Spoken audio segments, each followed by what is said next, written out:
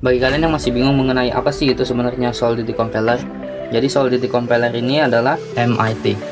Oke. Jadi apa sih sebenarnya SPDX ini?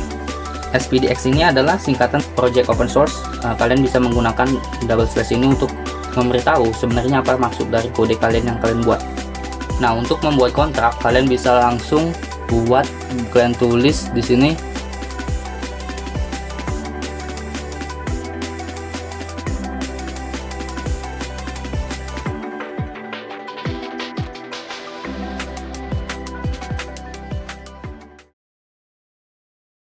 Halo semua, selamat datang kembali di channel No Alliance B. Bagaimana kabar kalian? Saya harap kalian semua baik. Ngomong-ngomong, nama dari channel kita ganti ya. Dari sebelumnya Living Together menjadi No Alliance B. Dan selamat datang juga di Remix IDI dan pembahasan mengenai Remix IDI dan Solidity. Jadi apa sih itu Remix IDI? IDI yaitu singkatan dari Integrated Development Environment, yaitu yang artinya adalah lingkungan pengembangan terintegrasi. Nah, Remix IDI ini adalah lingkungan pengembangan terintegrasi, yaitu sebuah aplikasi perangkat lunak yang menyediakan semua alat penting yang dibutuhkan oleh programmer untuk menulis, menguji, dan menjalankan program dalam satu tempat.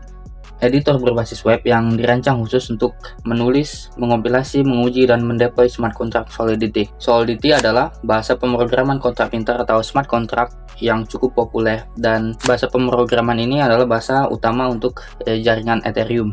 Mungkin mulai dari pembahasan ini dan seterusnya, saya akan mulai membahas dari dasar hingga mendalam mengenai Remix IDI dan bahasa pemrograman Solidity. Dan mari kita mulaikan saja. Oke. Mungkin bagi kalian yang baru saja membuka website dari Remix IDE, mungkin terdapat beberapa panduan dan fitur layanan yang tersedia di Remix IDE ini. Kalian bisa melihat beberapa fitur seperti fitur File Explorer, Solidity Compiler, dan juga Deploy. Oke, untuk mulai menulis kontrak di Solidity, kita diharuskan untuk membuat file. Di pojok paling kiri kalian bisa lihat bagian File Explorer, bisa kalian tekan dan bisa kalian lihat terdapat beberapa folder dan file bawaan daripada Remix IDE, dan sejujurnya ini bisa kalian hapus saja jika merasa tidak nyaman dengan file-file tersebut karena tidak terlalu berpengaruh untuk pembahasan kita. Dan untuk membuat sebuah file, kalian bisa ketikkan sini create new file, dan sebagai contoh saya buat nama file simple storage .so.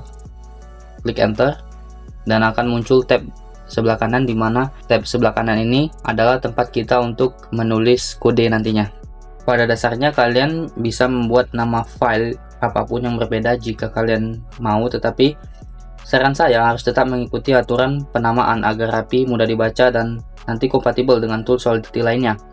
Memang sih ada beberapa aturan seperti gunakan karakter yang diperbolehkan seperti huruf kapital maupun kecil, A sampai Z, angka 0 sampai 9 bisa, underscore dan dash meskipun dash jarang dipakai, underscore dan dash bisa meskipun dash ini jarang dipakai, dan tetap ekstensi akhiran harus .so, karena dengan ekstensi .so ini menegaskan bahwasannya file yang kita buat ini akan berisi kode daripada bahasa pemrograman Solidity. Dan saran saya coba dihindari simbol-simbol aneh atau karakter khusus seperti pagar ataupun @ dalam pembuatan nama file, karena bisa saja menyebabkan error ke depannya.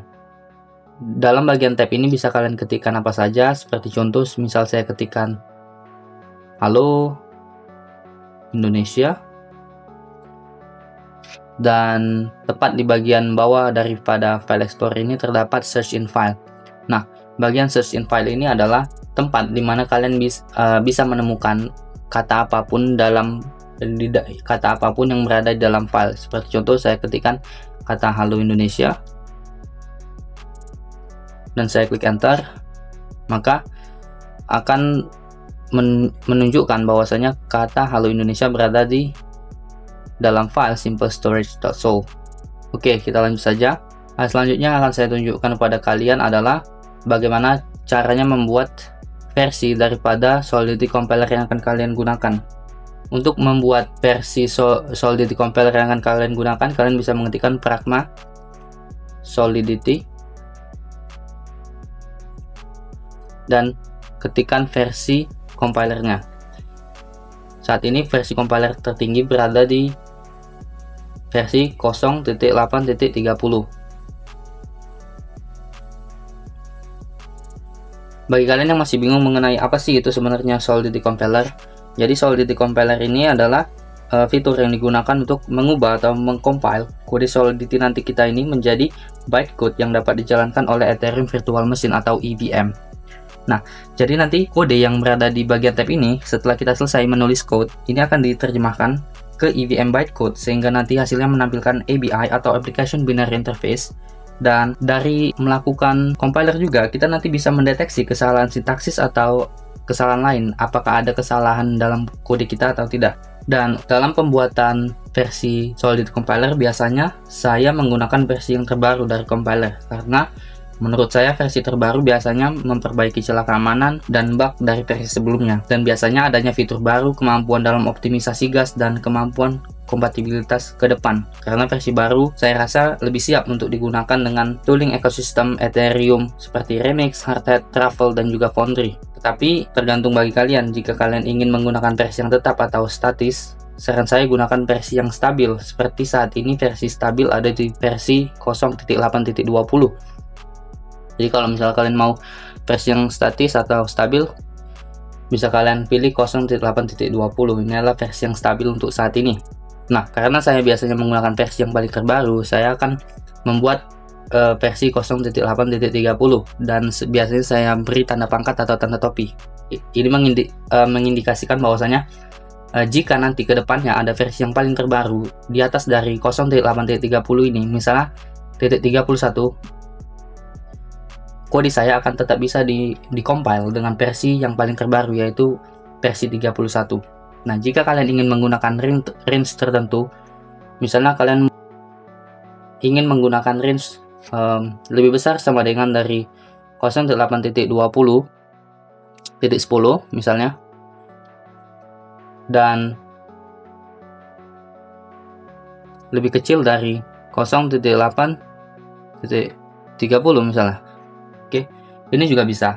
Ya, yang hal ini berarti adalah versi compiler kalian yang akan kalian gunakan nanti adalah versi yang lebih besar sama dengan 0.8.10. Artinya .10 0.8.10 ini bisa kalian gunakan dan tidak bisa menggunakan 0.8.30 karena ini lebih kecil dari 0.8.30 berdasarkan range-nya. Jadi kalau 0.8.20 bisa, 29 bisa, tapi 30 tidak bisa karena harus lebih kecil, berada di luar range kalau 0.8.30. Oke, saya ubah saja langsung ke versi yang paling tinggi 0.8.30. Oke. Nah, jika kalian perhatikan di bagian bawah pragma terdapat garis-garis kuning, garis gelombang kuning yang mengindikasikan warning atau peringatan. Di sini tertulis SPDX license identifier not provided in source file, yang artinya pengidentifikasian lisensi SPDX tidak tersedia di dalam file kita ini.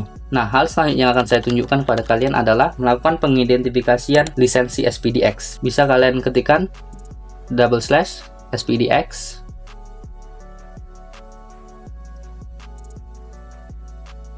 license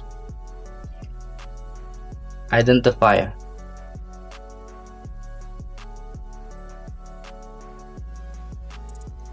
MIT. Oke. Jadi apa sih sebenarnya SPDX ini? SPDX ini adalah singkatan dari Software Package Data Exchange. SPDX ini lazimnya digunakan untuk menentukan jenis lisensi software dengan cara yang konsisten dan dapat dibaca mesin atau machine readable. Kenapa hal ini penting? Karena compiler Solidity memberikan peringatan jika file tidak menyertakan lisensi SPDX. Dan dengan lisensi yang jelas seperti ini, kontrak kita nanti akan bisa lebih mudah digunakan kembali, diaudit atau dideploy oleh orang lain. Dan hal ini tentu sangat penting jika nanti kita mengunggah kode ke GitHub atau mengembangkan di app public. Dan setidaknya ada tiga jenis pengidentifikasian lisensi SPDX. Yang pertama itu MIT. MIT ini adalah salah satu jenis lisensi open source yang paling permisif.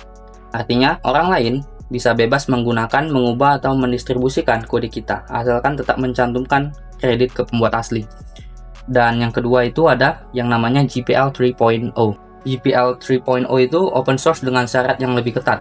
Dan yang satu lagi adalah unlicensed, artinya tidak mengizinkan penggunaan bebas. Dan ini kita buat MIT.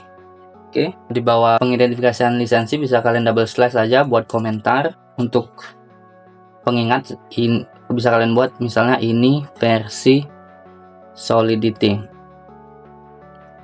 Komentar ini adalah bagian yang tidak akan dijalankan oleh compiler, karena tujuan dari komentar double slash ini hanya untuk memberi catatan untuk diri sendiri atau orang lain. Jika kalian bekerja dalam tim seperti membuat di app publik dan mengerjakan project open source, kalian bisa menggunakan double slash ini untuk memberitahu sebenarnya apa maksud dari kode kalian yang kalian buat. Nah, untuk membuat kontrak, kalian bisa langsung kalian tulis di sini kalimat contract, dan sebagai contoh saya buat nama contract simple storage.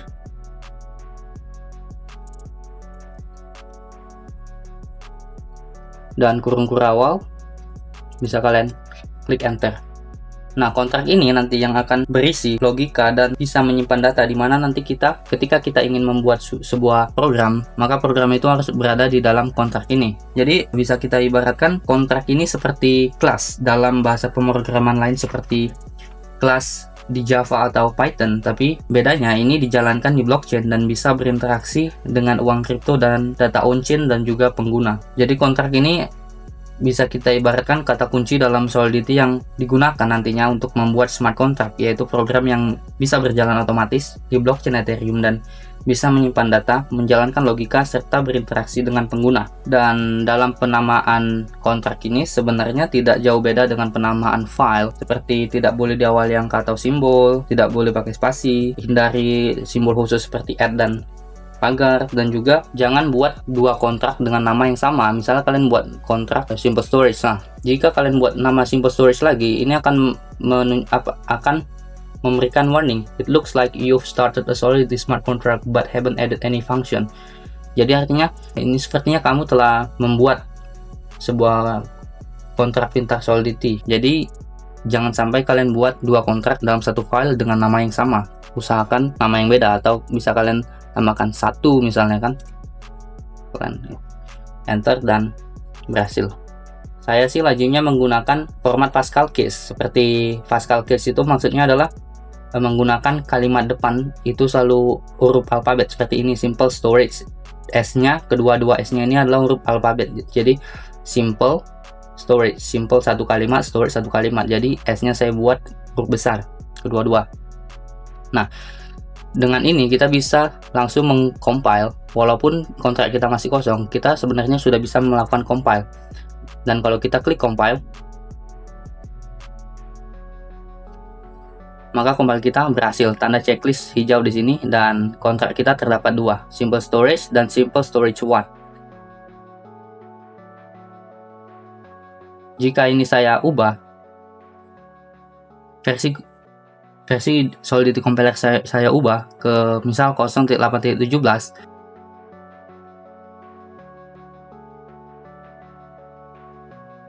dan saya klik compile, maka otomatis versi compiler akan naik otomatis ke 0.8.30.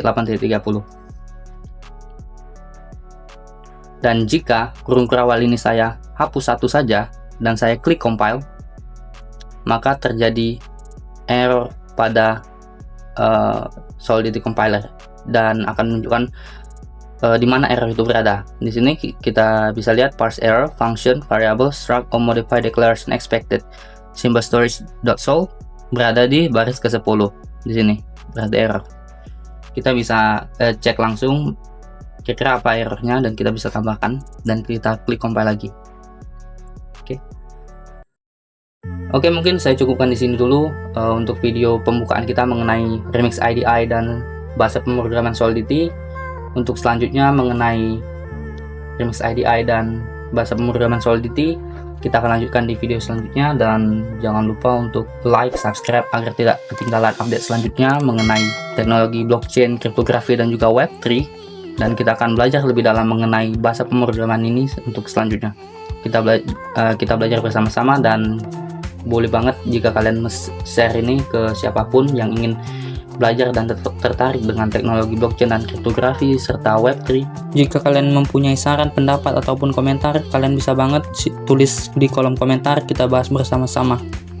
Terima kasih.